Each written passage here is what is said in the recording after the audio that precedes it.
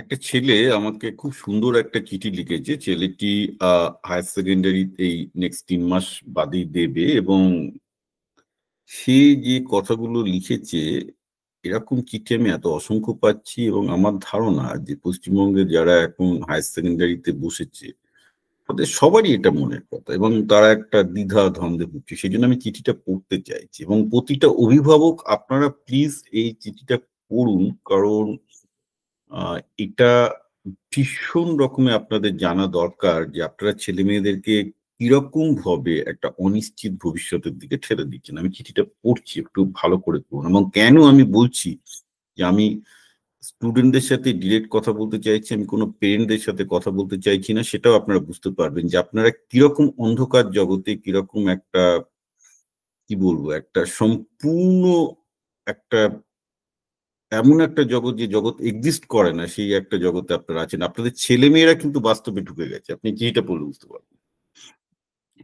আচ্ছা, চিঠিটা বলছে যে, নমস্কার স্যার, নামটা আমি বলছি না, বর্তমানে ক্লাস 12-এর ছাত্র, সায়েন্স স্ট্রিম। আমি বেশ কয়েকদিন ধরে আপনার ভিডিও দেখছি। আর প্রায় 3 মাস পর আমার এইচএস। তারপর এই জীবনের বেশ কঠিন একটা প্রশ্ন ফেস করতে হবে যে হোয়াটস নেক্সট। তো স্বভাবতই আর 5টা মধ্যবিত্ত ফ্যামিলির মতোই আমার বাবা মা চাইছে আমাকে কোনো একটা স্টেবল জব, মানে বলতে গেলে ডাক্তার বা ইঞ্জিনিয়ার। সরকারি চাকরি বলবে না, কারণ আমার দাদা ওই লাইনে স্ট্রাগল করছে অনেকদিন ধরে, সরকারি চাকরির চেষ্টা করেও পায়নি, তাই অন্তত ওই চাপটা আমার উপর নেই। কিন্তু আমি জানি আমার কারেন্ট ইয়ারে কোনো নিট জেই ক্লিয়ার হবে না, তাই একটাই অপশন ড্রপ নেওয়ার, যেটা আমি একদমই চাই না, কারণ ড্রপ ইয়ারের প্রেশার আমি নিতে পারবো না। তাই আমার বাবা মা এখন খোঁজ চালাচ্ছে যে কোন কোর্সে দেওয়া যায় যাতে আমার প্লেসমেন্ট নিশ্চিত হয়। বাট আমি আমার কয়েকটা সিনিয়র দাদা যারা ওয়েস্ট বেঙ্গলের কোনো নামি দামি প্রাইভেট কলেজে পড়ে, তাদের জিজ্ঞাসা করলাম, দাদা প্লেসমেন্টের অবস্থা কেমন? তারা তো প্রথমেই কয়েকটা চারাক্ষরে খিস্তি দিয়ে কথা শুরু করলো, আর বাকিটা নাই বা বললাম। মানে আমি যেটা বললাম যে এইসব নামি দামি প্রাইভেট কলেজ, যেটা আপনারা তো বুঝতেই পারছেন, মানে আমি সেই জন্য, খেয়াল আছে 2 দিন আগে বললাম যে আপনারা যখন জিজ্ঞাসা করেন যে পশ্চিমবঙ্গে কোন প্রাইভেট কলেজ বা কোন প্রাইভেট ইঞ্জিনিয়ারিং কলেজে প্লেসমেন্টকে, আমি বললাম ওদের স্টুডেন্টদেরকে জিজ্ঞাসা করুন, দেখুন ছেলেটা কি লিখছে। হুম। তো আমি জানি এখন ডিগ্রির কোনো ভ্যালু নেই, এবং আমার প্রথম থেকে ইচ্ছে ছিল যে আমি কোনো ই কমার্স বিজনেস করব, এবং আমার টেকনোলজির প্রতি একটা ভালোবাসা থাকার কারণে আমি নিজে থেকেই পাইথন শিখছি, এবং আমি ভিডিও এডিটিং এ, সোশ্যাল মিডিয়া ম্যানেজমেন্টে এসে একটু একটু পারি। সো আমার এখন কি করা উচিত? আমি ভালোভাবেই জানি যে কোনো ডিগ্রির দাম নেই, তবে এটা বলে যদি আমার বাড়িতে বলি আমার গ্র্যাজুয়েশন করব না, তাহলে আমাকে লোকে অশিক্ষিত স্ট্যাম্প দিয়ে দেবে এবং বলবে সায়েন্স টানতে পারেনি বেচারা। সো এখন আমার কি করা উচিত? কোনো ওপেন ইউনিভার্সিটি থেকে বিসিএ বা নিজের স্কিল শেখা, প্রাইভেট কলেজে ভর্তি হয়ে কিছু স্কিল শেখা, বিএসসি এগ্রিকালচার বা বিএসসি কোর্সে ভর্তি হয়ে তার সাথে স্কিল শেখা, গ্র্যাজুয়েশন না করেই বাড়িতেই কোনো স্কিল শেখা। আপনার কোনো সাজেশন বা কোনো স্কিল শেখা এর সাজেশন থাকলে একটু বলবেন। সো আমার নিজের ছেলের এরকম সিচুয়েশন, সো আপনার নিজের ছেলে এরকম সিচুয়েশনে থাকলে আপনি কি সাজেস্ট করতেন, এবং এখন আমার কি কি করা উচিত যাতে আমি ইজিলি নিজের খরচে চালাতে পারি এবং আমার ই কমার্স বিজনেসের জন্য ফান্ড জোগাড় করতে পারি? এক্সেলেন্ট।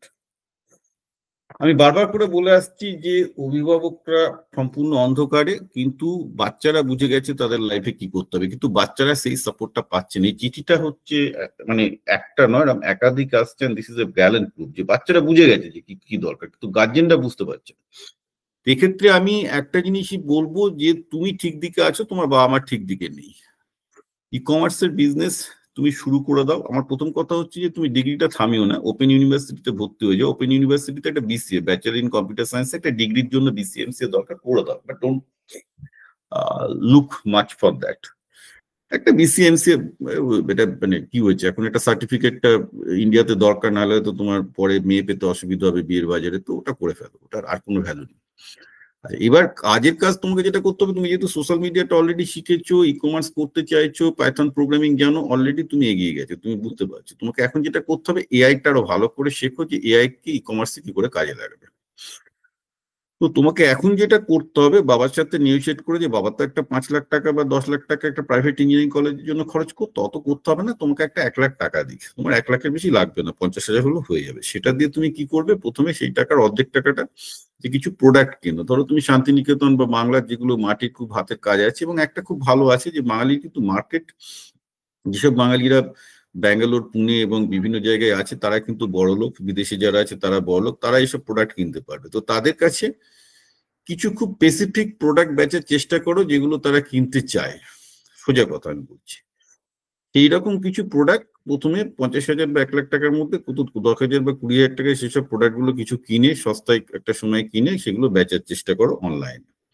এবং ইউটিউব ভিডিও দেখো, চ্যাটজিপিটি কে জিজ্ঞাসা করো, অর্থাৎ এআই এবং ইউটিউবের মাধ্যমে নিয়ে একটা তুমি অ্যামাজনে বা ফ্লিপকার্টে বা মার্কেট তো মাল্টি চ্যানেল রিটেল হয়ে গেছে, মাল্টি চ্যানেল রিটেল সেট করো।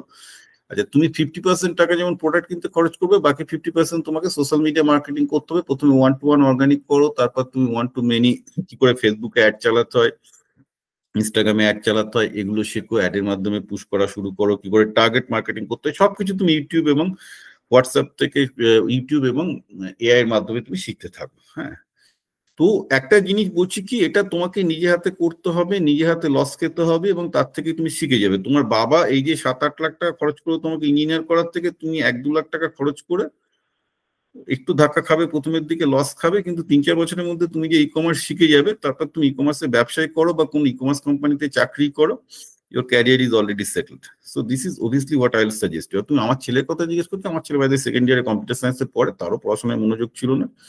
সেও ছোটবেলা থেকে আমি তাকে বিভিন্ন কম্পিউটার সায়েন্সের, মানে ডেটা সায়েন্সের কোর্স, কমিউনিকেশনের কোর্সে দিতাম, ওর ওগুলোই ভালো লাগতো, তারপর রিসার্চ করতো, এখন রিসার্চই করছে, সেকেন্ড ইয়ার থেকে পেপার পাবলিশ করছে, স্টার্ট আপ করছে, এইসব করছে। তো I don't care about what is doing, I think is doing well. তো ব্যাপারটা হচ্ছে এই যে বেসিক্যালি যে এখানে যেটা দরকার সেটা হচ্ছে যে তুমি যেটা করছো সেটা ঠিক আছে, আমি এই ভিডিওটা করছি, তুমি তোমার বাবা মাকে দেখাও। কারণ তোমার বাবা মা যদি তোমাকে 7-8 লাখ টাকা খরচ করে প্রাইভেট ইঞ্জিনিয়ারিং কলেজে ভর্তি করে বিটেক ডিগ্রির জন্য, it will be wastage of money, কারণ তুমি অলরেডি বুঝে গেছো সেটা ছাত্রদের সাথে কাজ করে। সো যেটা বলছি সেটা করো, তুমি ই কমার্স বিজনেসটাই করো, প্রোডাক্ট আইডেন্টিফাই করো, বিভিন্ন জায়গায় ওয়েস্ট বেঙ্গলে ঘোরো, প্রোডাক্ট তোলো, এবং ই কমার্স কি করে করতে হয় সেটা চ্যাটজিপিটির কাছ থেকে জিজ্ঞেস করো বা জেমিনির কাছ থেকে জিজ্ঞেস করো, করো।